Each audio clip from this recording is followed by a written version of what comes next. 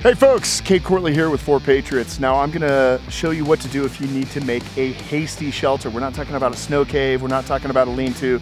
We're talking about something that's gonna take you maybe a minute to put together to get out of the environment you're in. If you're in a hypothermia situation, something like that.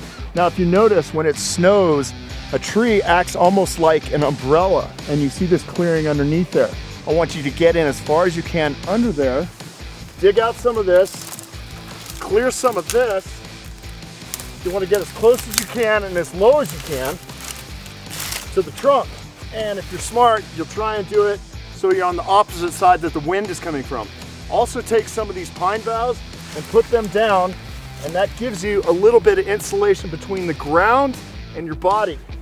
From there, back your way into it, figure out your next move. This is a hasty shelter. Again, this is Cade Courtley with 4 Patriots. Be a survivor, not a statistic.